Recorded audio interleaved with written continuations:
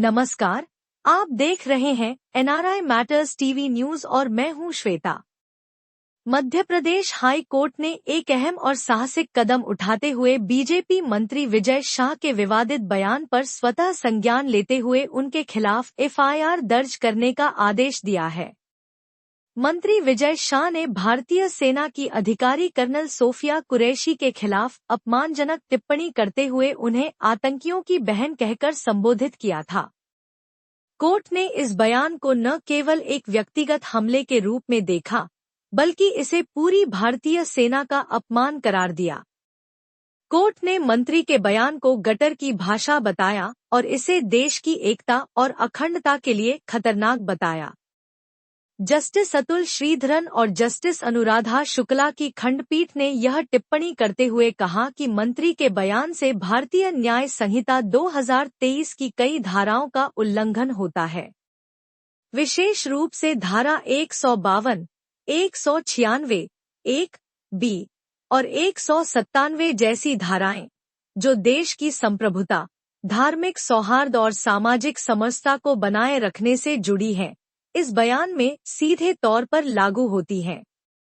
Court ने कहा कि किसी महिला अधिकारी को इस प्रकार धार्मिक पहचान के आधार पर लक्षित करना न केवल अनुचित है, बल्कि यह सांप्रदायिक विभाजन को बढ़ावा देने की प्रवृत्ति को दर्शाता है।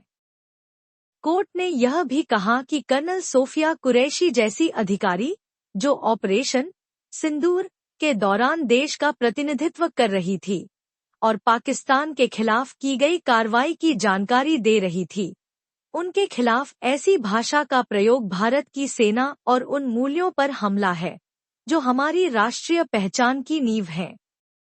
कोर्ट ने स्पष्ट किया कि चाहे व्यक्ति किसी भी धर्म का क्यों न हो, उसके देश के प्रति समर्पण को उसकी धार्मिक पहचान से जोड़ना बेहद आपत्तिजनक और असंवैधानिक है।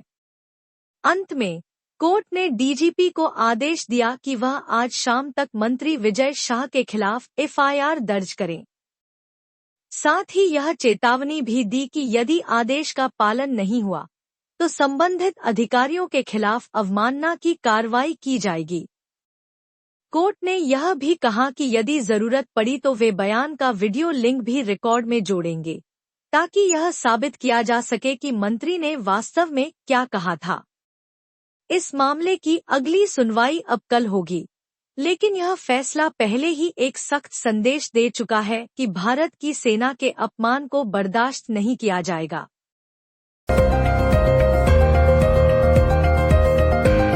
यदि आप हमारी एनआरआई मैटर्स न्यूज चैनल को किसी भी प्रकार की जानकारी या समाचार देना चाहते हैं, तो कृपया हमसे संपर्क करें। आपकी जानकारी हमारे लिए महत्वपूर्ण है और हम इसे उचित मंच पर पहुंचाने का प्रयास करेंगे। संपर्क करने के लिए हमें व्हाट्सएप करें या ईमेल भेजें। धन्यवाद।